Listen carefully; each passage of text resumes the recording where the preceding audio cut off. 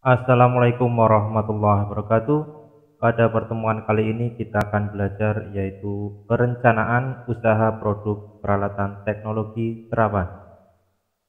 Produk rekayasa yang telah diluncurkan dan berada di pasar berasal dari kreativitas dan ide-ide inovatif pembuatnya. Peluang usaha bidang industri yang memungkinkan untuk penerapan produk-produk rekayasa teknologi terapan diantaranya bidang pekerjaan bangunan, elektronik, logistik, kehutanan, informasi dan teknologi, administrasi, konstruksi, otomotif, pertanian, peternakan, kesehatan, pertambangan, perhubungan, dan hampir semua bidang menggunakannya. Perencanaan produk adalah proses menciptakan ide produk dan menindaklanjuti sampai produk diperkenalkan ke pasar. Perencanaan adalah fungsi manajemen yang berhubungan dengan pemilihan visi, misi, tujuan, strategi, kebijakan, prosedur, aturan, program, dan anggaran. Dari pengertian tersebut, dapat didefinisikan arti perencanaan usaha yaitu sebagai proses penentuan visi, misi, tujuan, strategi, kebijakan, prosedur, aturan, program, dan anggaran. Dalam perencanaan usaha terkandung adanya unsur-unsur sebagai berikut. Visi yaitu cita-cita masa depan perusahaan yang akan melakukan usaha tersebut. Misi, maksud khas atau unik, mendasar yang membedakan perusahaan dengan perusahaan lain, serta mengidentifikasikan ruang lingkup kegiatan usaha atau perusahaan yang bersangkutan. Tujuan yaitu hasil yang ingin dicapai dari usaha atau perusahaan tersebut. Strategi yaitu cara yang ditempuh untuk mencapai tujuan usaha dengan melibatkan semua sumber daya atau faktor produksi yang dimiliki. Selain itu, perusahaan harus memiliki strategi cadangan apabila produk gagal pemasarannya, termasuk diantaranya ekstensi produk atau perbaikan, distribusi, perubahan harga, dan promosi. Keberhasilan dan kegagalan suatu usaha peralatan teknologi terapan dipengaruhi oleh dua faktor, yaitu faktor teknis dan non-teknis. Faktor teknis dapat dilakukan dengan terus menjaga kualitas dan kuantitas produk yang dihasilkan.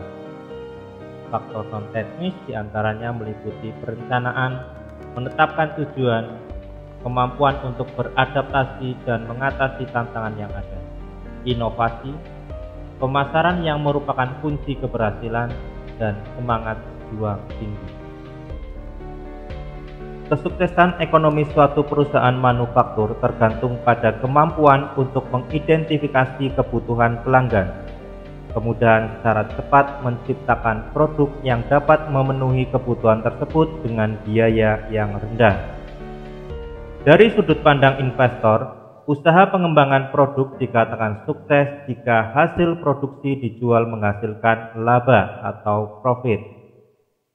Terdapat 5 dimensi spesifik yang berhubungan dengan laba yang biasanya digunakan untuk menilai kinerja usaha pengembangan produk, yaitu yang pertama, produk yang dihasilkan dari hasil pengembangan harus dapat memuaskan kebutuhan pelanggan. Kemudian, biaya untuk modal, peralatan, dan alat bantu, serta biaya produksi setiap unit.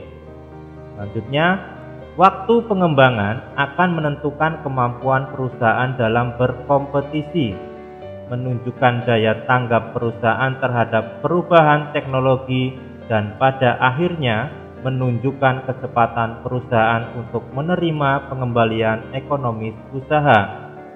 Berikutnya, yaitu biaya pengembangan merupakan salah satu komponen penting dari investasi yang dibutuhkan untuk mencapai profit.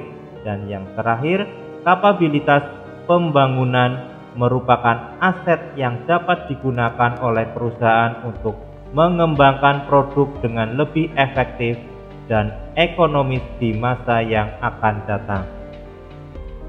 Karakteristik sumber daya manusia untuk menunjang keberhasilan usaha dalam hal ini teknologi terapan, diantaranya adalah kemampuan menganalisis, merencanakan, keterampilan berorganisasi, membuat penilaian, membuat keputusan memenuhi standar yang dipersyaratkan, interaksi dan komunikasi, bertanggung jawab, bekerja dalam tekanan, dan karakter untuk selalu mengembangkan diri dalam mencapai kemandirian. Selanjutnya, analisis SWOT, Strength, Weakness, Opportunity, dan Threat. Strength adalah kekuatan, weakness itu adalah kelemahan, opportunity adalah peluang, threat adalah ancaman. Hal ini pernah dipelajari pada kelas 11. Analisis ini dilakukan untuk mengetahui kesiapan memadai, yaitu pada kekuatan dan peluang. Kemudian untuk mengetahui kesiapan kurang memadai, yaitu pada kelemahan dan ancaman. Selanjutnya, silakan kerjakan tugas 1 secara kelompok di classroom, yaitu mengamati potensi sumber daya lingkungan sekitar tentang peluang usaha produk teknologi terapan yang dapat digunakan untuk peningkatan efektivitas dalam berproduksi. Terima kasih, semoga bermanfaat dan selamat bekerja.